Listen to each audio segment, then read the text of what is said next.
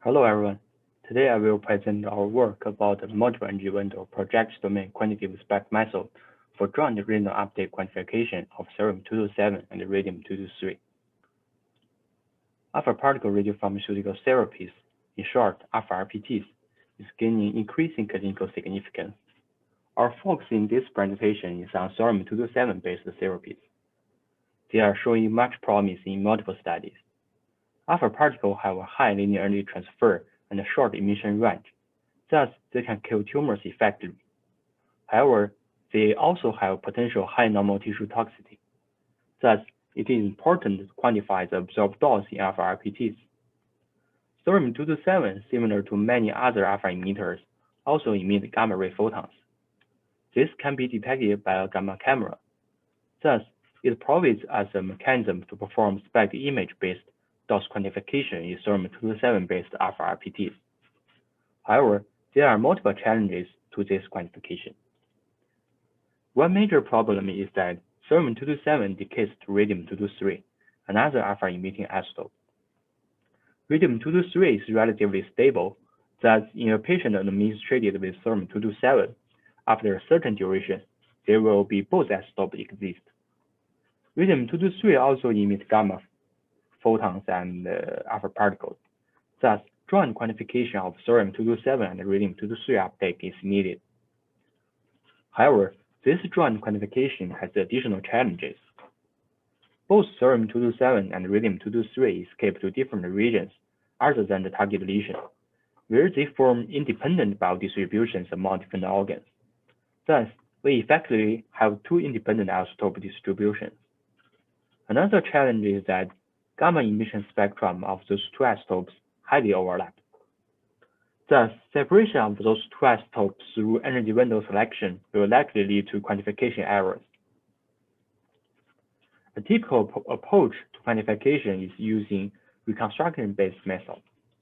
In this method, firstly, the image is reconstructed over a work-sliced grid, and then the activity is quantified over a certain volume of interest. This reconstruction-based approach has been recently also developed for Thorium-227-based alpha RPTs. However, this method has yielded limited accuracy and precision. A major challenge is that this method, in addition to the presented above, is extremely low, have extremely low number of detected counts in SPECT for alpha RPTs. The number can be 20 times lower than that for conventional SPECT. This makes the reconstruction problem highly ill-posed and result in a highly noisy reconstructed image. Thus, even fine-tuned traditional methods also observed to yield 10 to 35% bias and very low precision. Other challenges to this joint quantification include the partial volume effect and the modeling of multiple image degrading processes. Finally, given the very low count, noise due to the street radiation becomes substantial, with up to 20% of the detected counts from this source. Thus, in summary, there are multiple challenges in joint quantification of Thorium-227 and Radium-223 activity uptake. In contrast to the image reconstruction-based method mentioned above, in our previous work, advancing upon the idea firstly proposed by Carson, we developed a VOI-based projection domain quantification method for low-count SPECT. This method quantifies the activity uptake of each VOI directly from the projection data, and also includes algorithmic and implementation innovations to account for the alpha isotope physics and image degrading factors, as well as compensating for the street radiation noise. The method was observed to yield accurate and precise estimate for quantification of alpha RPTs for single isotope. Thus, quantification of uptake directly from the projection data may provide a mechanism for joint quantification of thorium and radium uptake. Further, given the low number of detected counts and the fact that we need to do a joint quantification of two isotopes, using measurement from multiple energy windows may help improve the efficiency of the sensitivity of the SPECT system and lead to an improved quantification. Thus, in this work, we propose and study a multiple energy window projection domain quantitative SPECT method for joint random uptake quantification of thorium-227 and radium-223. Okay, next, we describe the theory of the proposed method. First, we have the forward model of SPECT projections. In this equation, the vector G denotes the projection from multiple energy windows. And the F here denotes the tracer distribution due to both isotopes. The H matrix then characterizes the system response of those two isotopes in each energy window, as denoted here. Further, the equation models the three radiation noise and the photon noise as Poisson distributed terms. Then we represent the object on VOI basis. One example of the VOI basis is shown here. There are 4 VOIs. In this step, we assume that the activity uptake in each VOI is homogeneous for each isotope and can be represented by the mean activity uptake. This leads to this following model. So with this forward model, we can estimate the activity uptake of each VOI by maximum likelihood method directly from the projection data by solving this equation. We then have those two coupled equations, iterative equations, to estimate the regional mean uptake of those two isotopes. To model the image degrading process, it is important for the method to have an accurate system matrix H. To achieve this goal, we computed the system matrix by Monte Carlo simulations. In generating this system matrix, all image degrading processes were simulated. An attenuation map of the patient is assumed to be available, as that can be obtained by simultaneous CT scans. And we can also obtain the definition of VOI masks in these CT scans. To illustrate this implementation, we considered a tracer distribution that consists of two VOIs, the pelvic bone and the lesion. The projections of those VOI masks with unit uptake of each isotope were generated by CMIN simulated SPECT system. Assuming that we collect data in those four different energy windows, the projections of VOI masks from those 4 energy windows of those two isotopes were stored as the components of system matrix in the order as indicated here. To illustrate what those system matrices look like, the system matrix of each VOI in each energy window is shown as a sinogram. In these sinograms, we observe that the two isotopes have different distributions of counts in different energy windows. This actually reflects the different abundance of emitted photon of those two isotopes in different energy windows. Using measurement for multiple windows and will thus possibly make the problem less ill-posed.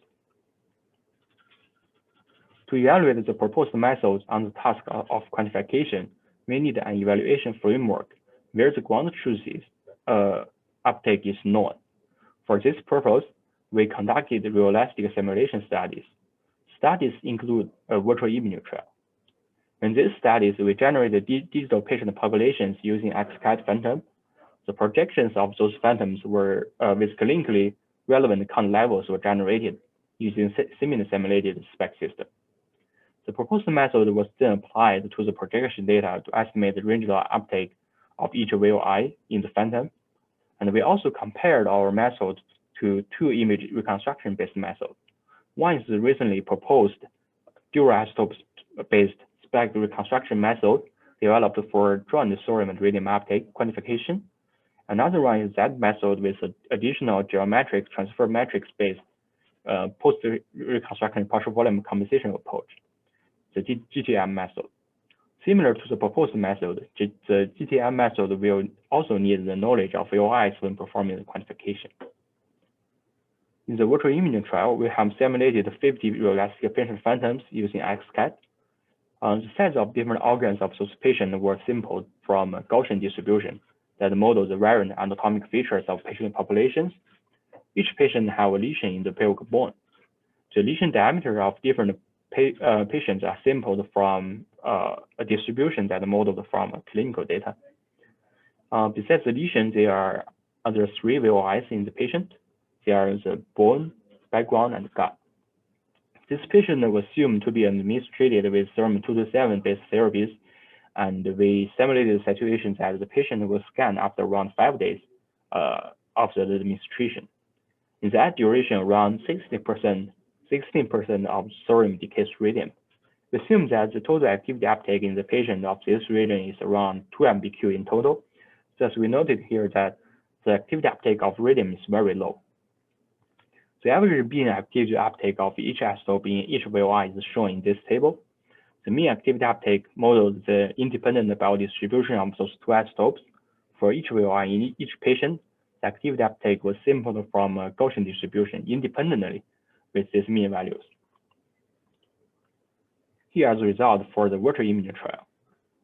In the water imaging trial, we observed that the proposed method yielded almost zero ensemble average bias in the estimate of uptake across 4 VOIs for both isotopes and outperformed the other two reconstruction-based quantification methods. Next, we also evaluated the precision of the proposed method by comparing it with Kramer-Rao lower bound for this estimate. The Kramer-Rao lower bound is the lowest bound on the variance that an unbiased estimator of the radium uptake can achieve. We considered 50 nodulizations of projections of a typical patient. The proposed method was applied and the normalized standard deviation of the estimate was calculated. It was compared with the square root of the Kramer-Rao lower bound. We found that the proposed method actually yielded normalized standard deviation close to that derived by Kramer-Rao lower bound. This result is significant because due to the low count levels, the precision as estimated activity uptake is very important. Next, we evaluated the impact of different lesion to bone uptake ratios in the simulated patient on performance of the proposed method. We generated 6 patient phantoms with different lesion to bone uptake ratios of both isotopes and considered 50 nodulizations for each patient. The proposed method was applied and the result of the estimate in the lesion region was shown here. We also compared the normalized standard deviation of the estimate with that derived from the Kramer-Rao lower bound in this experiment. We observed that the proposed method yielded almost unbiased estimate of uptake in lesion region, and the normalized standard deviation of the estimate are close to that derived by Kramer-Rao lower bound for all lesion to bone uptake ratios. All these results provide evidence in the direction that the proposed method may be an efficient estimator. Next, to evaluate the impact of using multiple energy windows on the precision of the proposed method theoretically, we also calculated the Kramer-Rao lower bound with different number of energy windows. In the proposed method, we actually used all 4 energy windows as noted here in this figure, but we also calculate the Kramer-Rao lower bound of the method such that as if we only use the first energy window, the first 2 energy windows, and the first 3 energy windows, and the result is shown here. We observed that with the increase of number of energy windows used, the Kramer-Rao lower bound decreased. This means that using multiple energy windows can reduce the theoretical lowest variance, which may increase the precision of the proposed method. Next, we performed a single value decomposition for the system matrix with a different number of energy windows included. Then we calculated the condition number of those different setups. We observed that with the increase of the number of energy windows applied, the condition number decreased. This indicates that using multiple energy windows makes the joint quantification problem more well-conditioned. One important assumption in the proposed method is that the activity uptake in each VOI for each isotope is homogeneous. This may not hold in clinical applications. Thus, we evaluated the impact of spatial intralesion heterogeneity on the performance of the proposed method. We generated 6 lesions with different levels of heterogeneity using a lumpy model, as described by Liu et al. The lumpy model is a realistic way to model the clinical relevant spatial intralesion heterogeneities. The heterogeneities of the lesions are characterized by entropy within the lesions. A higher entropy indicates a higher level of heterogeneity. The lesions were then implemented into the simulated patients, and we generated 50 nodulizations for each patient, and the proposed method was applied. The results are shown here. We observed that the proposed method was relatively insensitive to spatial intralesion heterogeneity. Thus, the proposed method may still be applicable if the homogeneous assumption cannot hold in some cases. To conclude, a multiple energy window project domain quantitative spectrum approach demonstrated accurate and precise performance on the task of joint regional uptake quantification of thorium-227 and radium-223. And the use of multiple energy windows provides a mechanism to improve the quantification performance. Thus, this result motivates further evaluation of this method, including using the physical phantom and clinical studies. Okay, thank you for your attention.